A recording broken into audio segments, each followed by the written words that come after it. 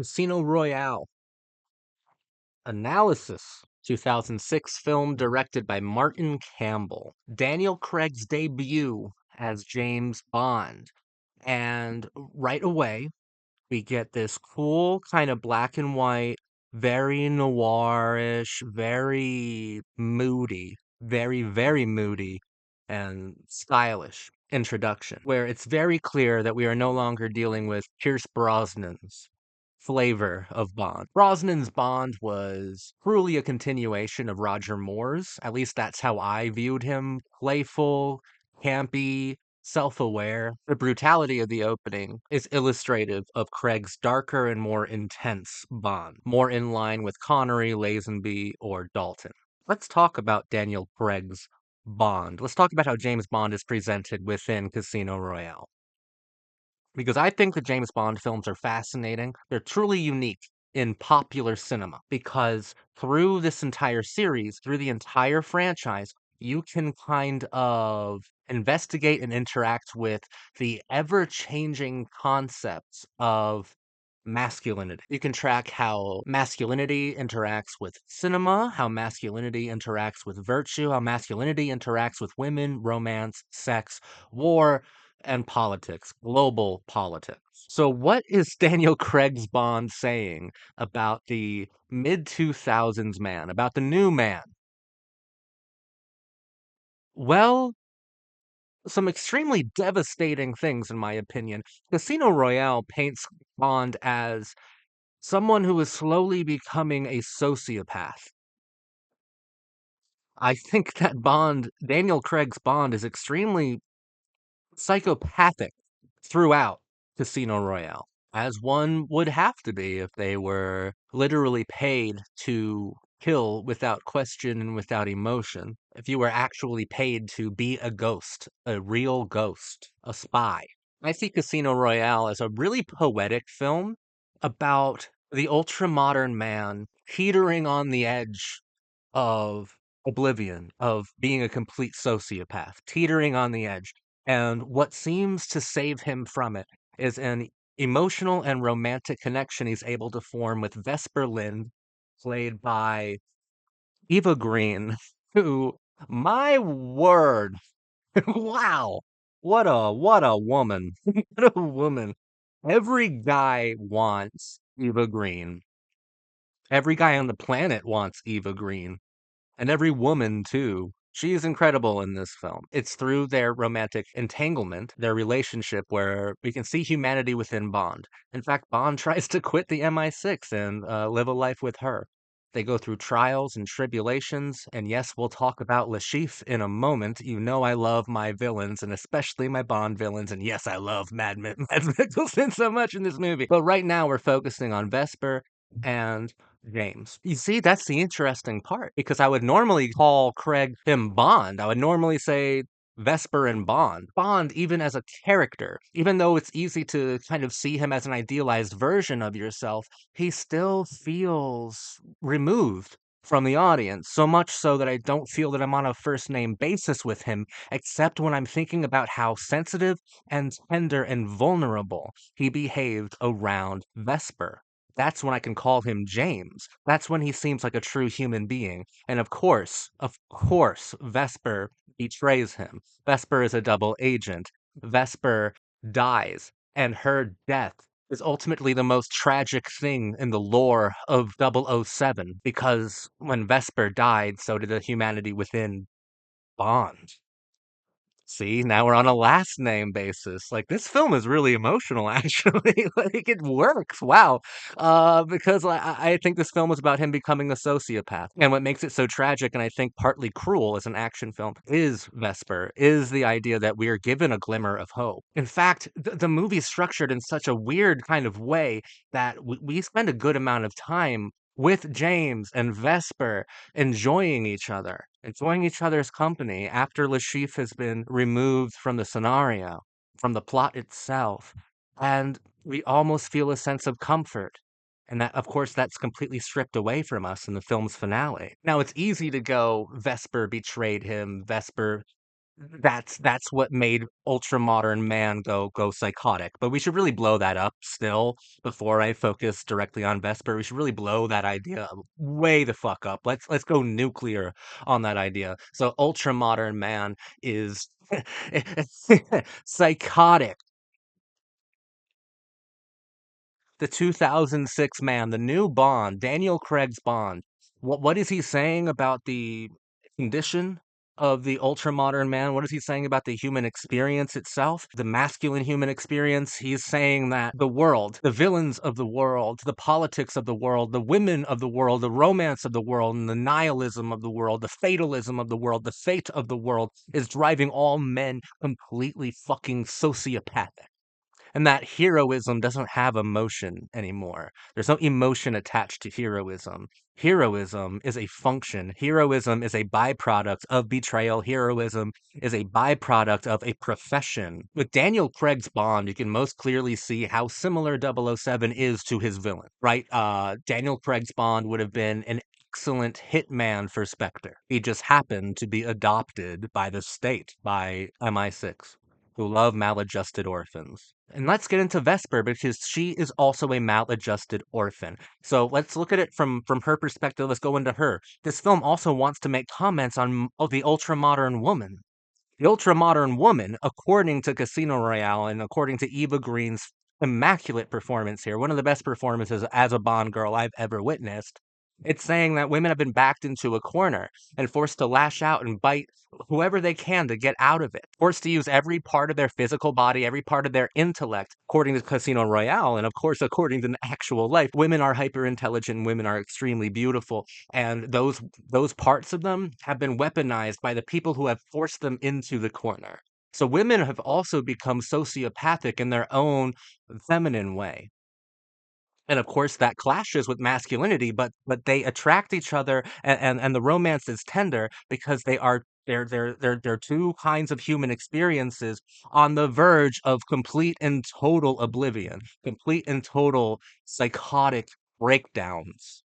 Casino Royale, I think, is saying an awful lot. Then we get to Le Chiffre. Le Chiffre, I think, is excellent. He's a very traditional style Bond villain. I mean, he weeps blood and has a weird fucking eye and some scars, and he's played by Mads Mikkelsen, one of the greatest fucking villain actors of all time. I love being around him. With Le Chiffre, we get into postmodern qualities of the film because it starts to deconstruct the Bond film because this villain is humiliated, right?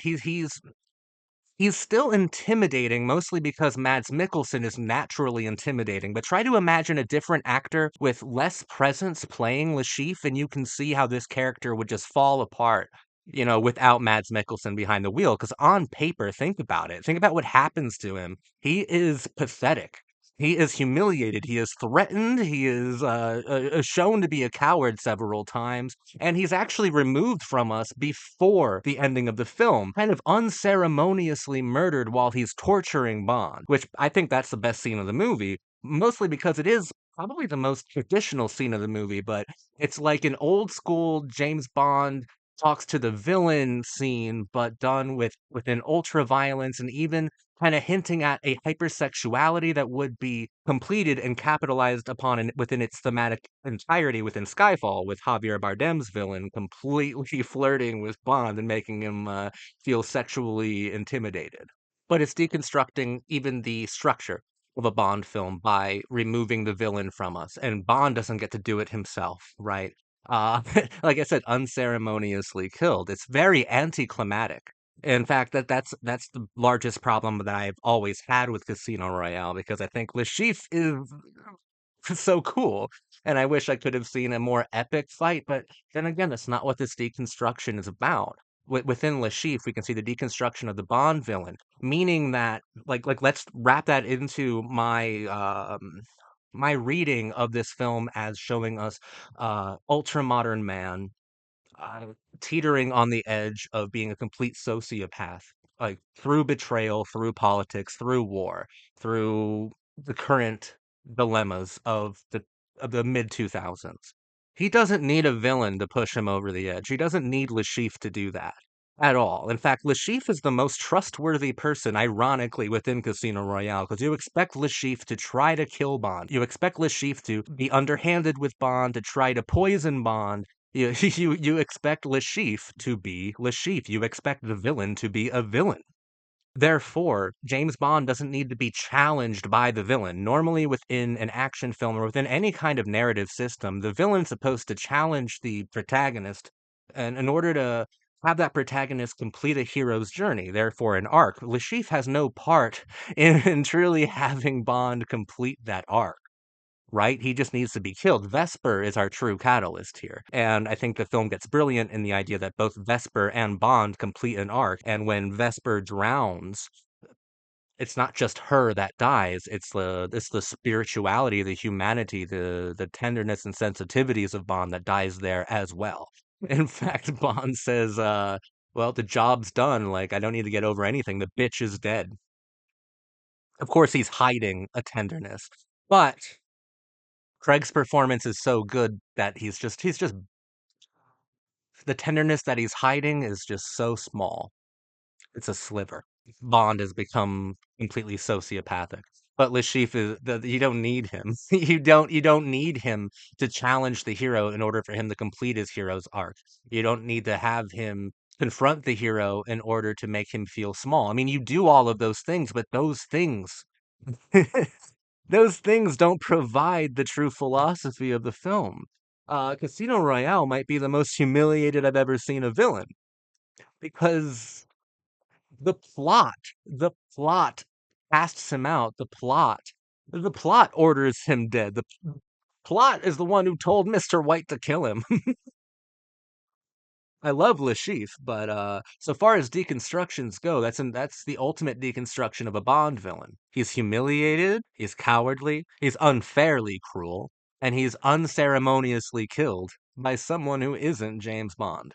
I love the torture scene. It is really cool.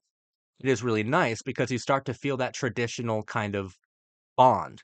And I love all the poker that they play, and even that saying a really large thing too about almost how life is a game of poker. But if we all think that life is a game of poker, then we all have a truly like psychotic reading of life, which doesn't truly allow for too many emotions. In fact, emotion within poker you don't want to have because that's a tell, because that's a vulnerability, because that's a weakness that someone else can spot. You don't want to show your emotions.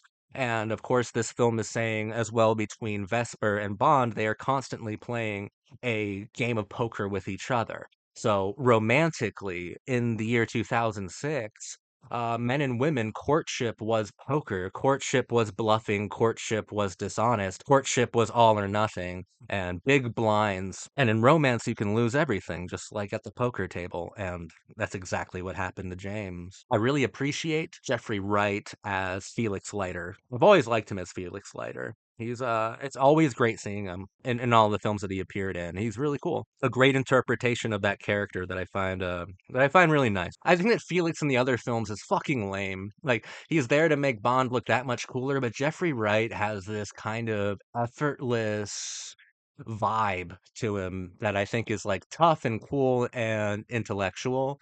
And in films like Quantum of Solace and Casino Royale, he really just seems so awesome to me. I like him. I like him. Good American Langley representation. Thank you. But even that is showing like the changing idea of how British superheroes view their American counterparts. And within Casino Royale and Quantum of Solace, we're seeing someone who is conflicted, someone who has a lot of inner turmoil, but someone who has also been through a lot, someone who's experienced, and someone who has a lot of resources. Do we look like we need the money? Right? It's pretty cool. And also, obviously, the awesome and remarkable change within diversity of America. And hopefully that's how people see America as a diverse place, right? I love Jeffrey Wright within this role. And I think that him being Felix Leiter does kind of express and demonstrate and illustrate a lot about hopefully world conceptions of America, at least within 2006. And there's also something secretive about his performance here. There's something maybe enigmatic, but I mean, certainly completely secretive. As a CIA operative, he knows things that we don't, that Bond doesn't know either. And that's fun. He's got an ace up his sleeve somehow. I think the action of Casino Royale is mostly very good.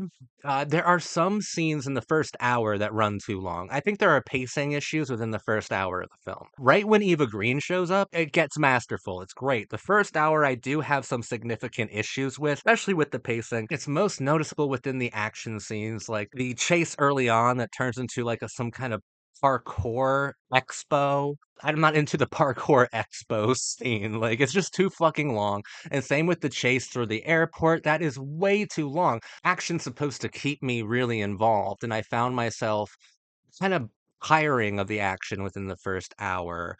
And it was kind of unclear how the characterization of Bond was truly playing out. Things still work, like Catalina Marino, super fucking sexy, and her character worked with Bond as well because we're starting to see him teeter off the edge and become more of a sociopath because of how careless he felt about her death, which he was certainly responsible for in a very large way. But a lot of the pacing just wasn't working, and the characterization was frustrating in the first hour of the film because we were dealing with someone who was almost 100% fucking sociopathic, and that's a difficult person to relate to, right? When Vesper shows up, when she appears, she brings the humanity out of him. She brings the soul out of James.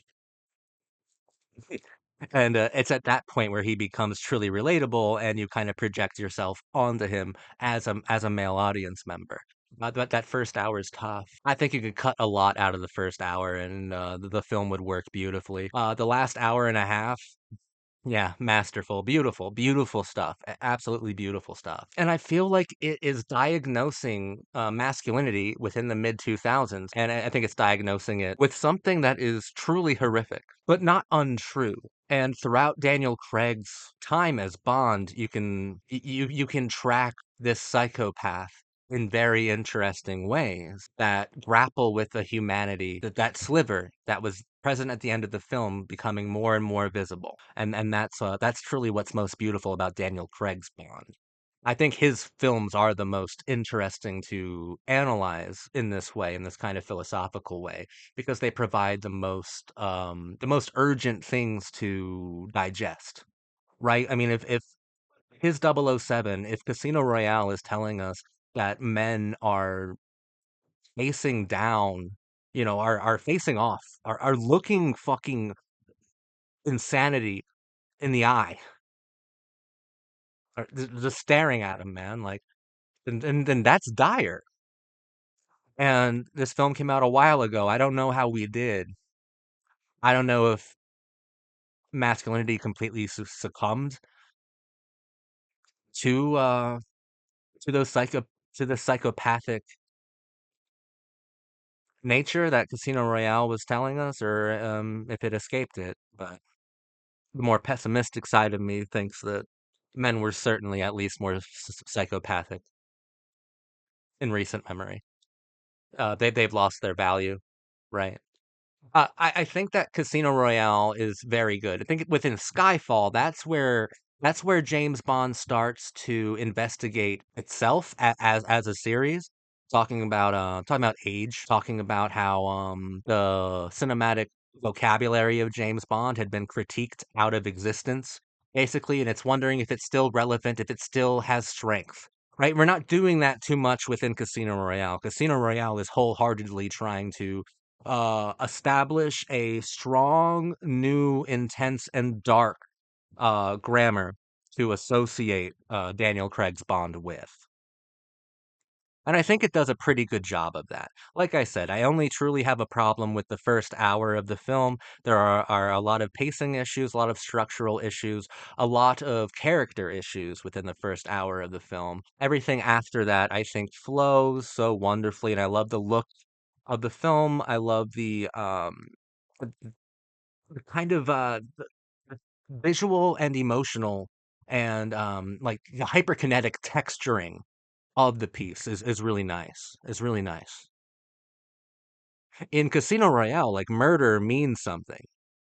Murder means more of Bond's humanity being lost, until it means the opposite, until Eva Green, until Vesper kind of involves herself with one, and she breaks down in the shower, and he cradles her. That's the ultramodern man and the ultramodern woman.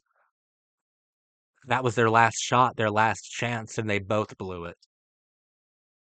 Casino Royale is a tragedy, but it's such a cool action movie. I really do love it. I really do appreciate it. I think it's really good. I think it's a very good film, very impressive debut from Daniel Craig, starting what I think is the best run of Bond films. I love it so much. Thank you for watching me. I've been your cult boyfriend. Have a good day.